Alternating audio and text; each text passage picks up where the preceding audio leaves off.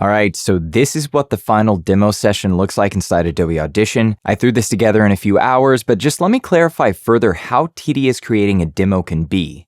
All right, so not that long ago, I made a video titled How to Get into VoiceOver, and a lot of you wanted me to go deeper into demos for VoiceOver, so that's what I'm gonna do here in this video.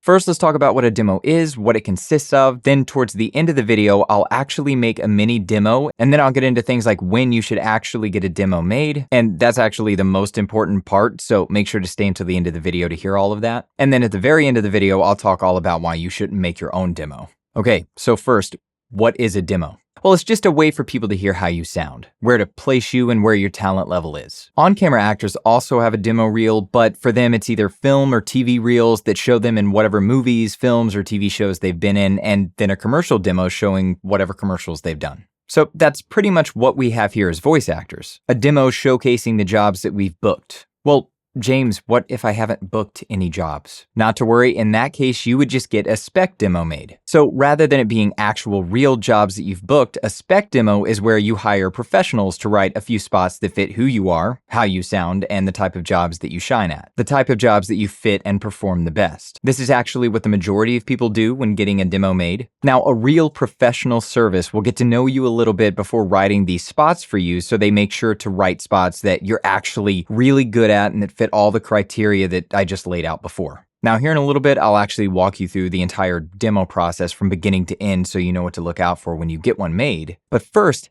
how should your demos be separated? Now, this is really important because you can't just get a demo done that has animation, video game, commercial, promo, e-learning, and audiobooks all combined into one demo. That's a big no-no. Doing that is a surefire way to make sure that agents and casting directors don't listen to your demo. The rule of thumb in the industry is to have all of your demos separated into their own categories. Animation should be its own demo. Video games should be its own demo. Commercials, its own demo. Promos, its own demo. You get the idea. They all need to be their own demo. Don't combine them together into one. Now, how long should the demos be? Well, the rule of thumb here is to try and make sure they're no longer than about a minute. Now, a minute and 15 isn't the end of the world, but you don't want to go over that if possible. Agents and casting directors are incredibly busy and have very fast turnaround times in this industry, so you need to make sure that you don't have your demo drag on and on, because they aren't going to listen to the entire thing anyway, most likely, unfortunately. In most cases, they're only going to listen to the first 3 to 15 seconds. I know it sucks. Now, don't let that discourage you though. Just make it a challenge to hook them within the first 3 seconds. That brings me to my next point, the first 3 seconds. Now, this won't be entirely up to you, so don't worry too much about it, but you need to make sure that the beginning of your demo starts with your strongest spot. You want to make sure you hook the listener in the first few seconds. The professionals that make your demo will likely know what that spot is, and they'll put that in the beginning of your demo, or even your voiceover coach. This gives you the best chance of getting them to keep listening and gives the best first impression. Okay, so now that we have a better idea of what demos are and what they consist of, what does a demo session actually look like?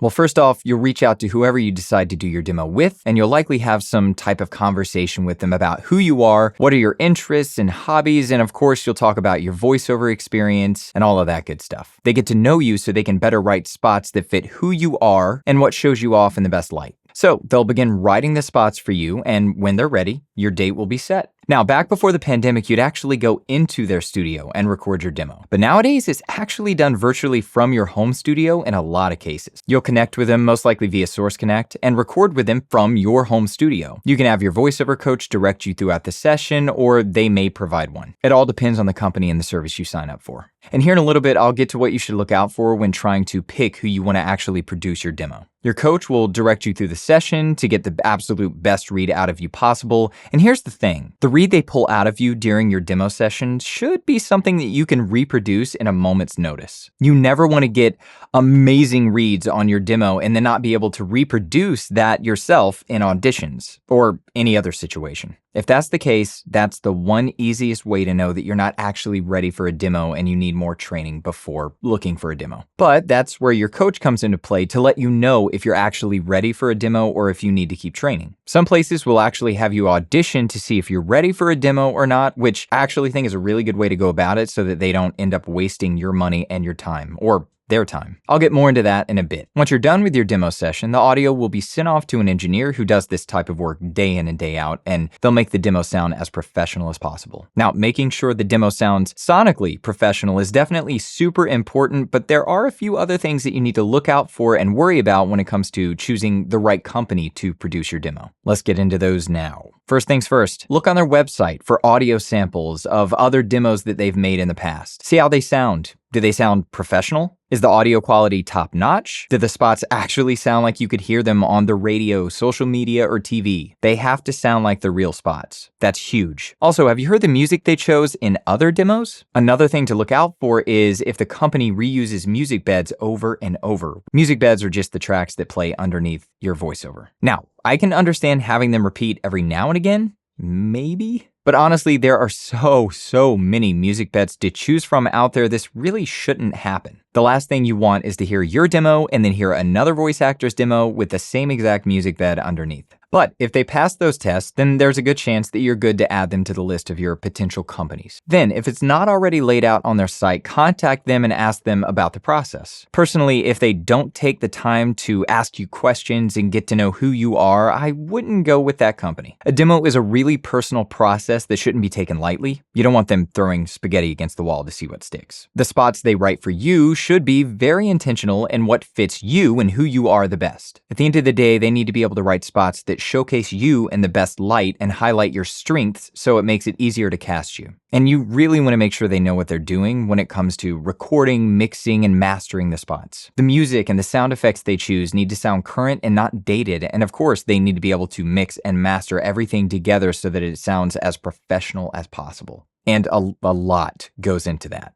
This is one of a billion reasons you shouldn't make your own demo. More on that later. All right, now, when should you actually get a demo made? Well, first things first, do you have significant training? I've heard so many people try and argue this point and say absurd things like, You should get a demo made immediately. or You could easily get a demo made after just a couple of months. just go watch my video titled Misinformation Monday Part 1 and you'll see exactly what I'm talking about. But I'll actually use myself as an example. I got my demo done a bit too soon, and right when my demo was finished, I took a class that dramatically improved my reads. It was a night and day difference. So now I'm either stuck with a demo that doesn't properly represent my talent level, or I have to shell out more money to get another demo made. I ended up choosing to get another demo made. Don't put yourself in that position. Make sure you have sufficient training before you make the decision to get a demo done, because they're pricey, anywhere between $1,000 to $4,000, but like I've said before, this is where your voiceover coach comes into play. They'll let you know if you're ready for a demo or not. However, I have known some coaches and studios that have flat out lied to people about when they're actually ready so that they can just make that demo money. I've seen it firsthand happen twice at the same studio, and I knew this studio very well.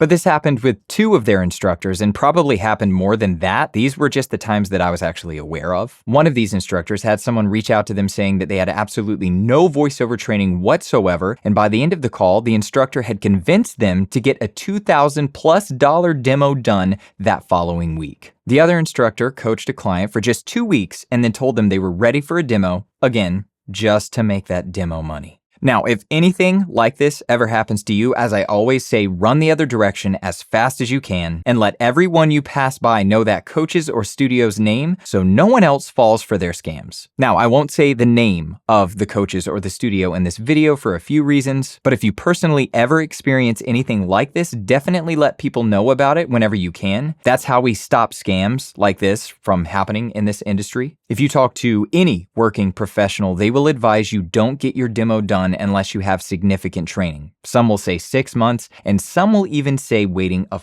full year. Voiceover isn't easy. It takes a lot of time, hard work, and dedication, and this is precisely where I'll probably lose most of the people watching right now, unfortunately. Now, if you're still here, let's talk about home studios for a moment. Home studios have always been crucial, but even more so now. Before, you would go into a pro studio to get your demo done, and your home studio wasn't really as big of a deal, but now, in a lot of cases, you'll be recording your demo virtually from your home studio, so you really need to make sure it sounds as professional as possible. Every space is different and will require its own set of steps to make it sound professional. There's no one-size-fits-all here, unfortunately, because everyone's space is different, like I said. Everyone's voice is different. The microphone you're voicing will react to that space and to your voice differently, and that's why you can't just throw stuff up and hope it works. I mean, you might get lucky, but there's a very high chance that you won't. If you need any help with setting up and treating your home studio, you can go check out the services that I offer over on my website, audiodoctor.tech, link in the description below. All right, so before I make my own mini demo here in this video, something I'm doing just to give you an example of what a demo sounds like, why shouldn't you make your own demo? Well, literally just take everything I've said so far and it actually explains it all very well. But to recap on why you shouldn't make your own demo, here's a helpful checklist. Check off as many of these as possible and be really honest here. But if you can check all of these off, then you can make your own demo.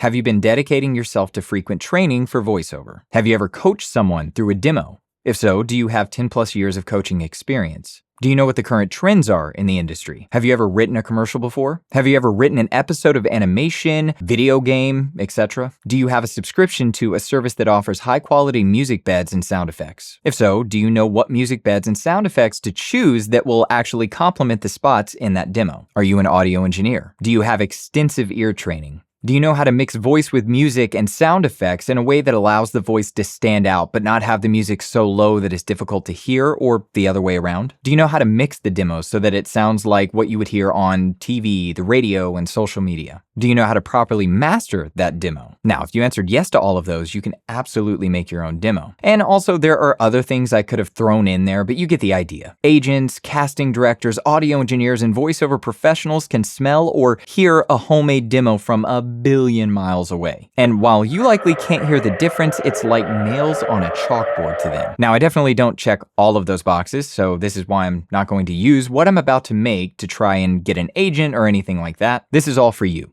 Now, let's make our own demo.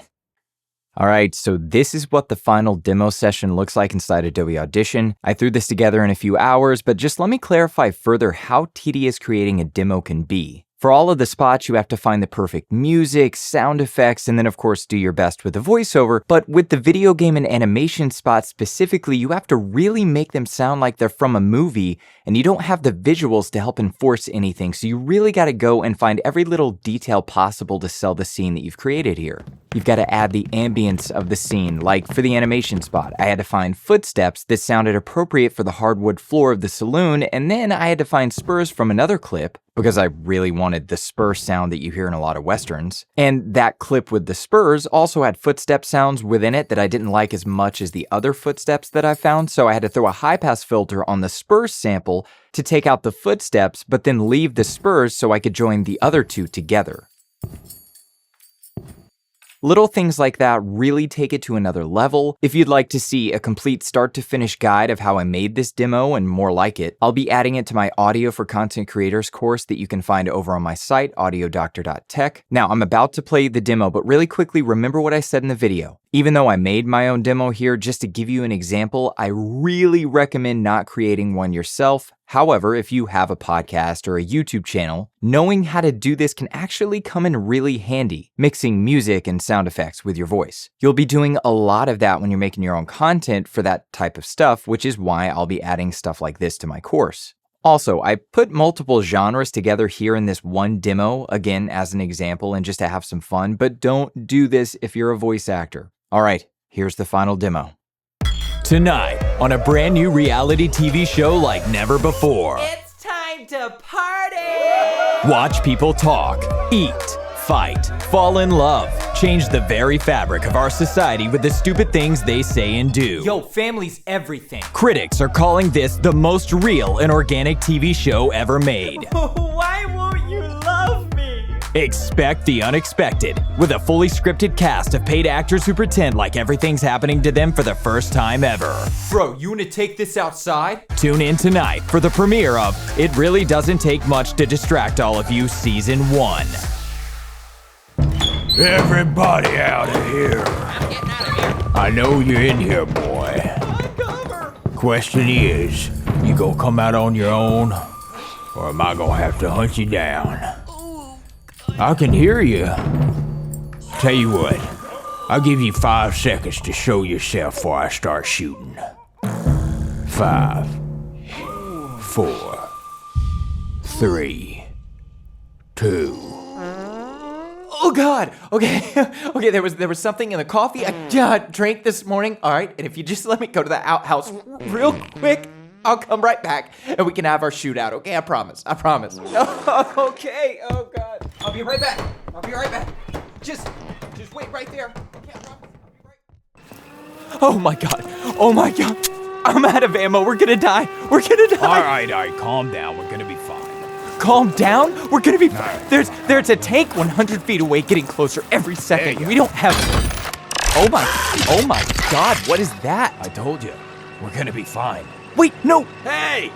Not that we're comparing sizes or anything, but mine's bigger than yours.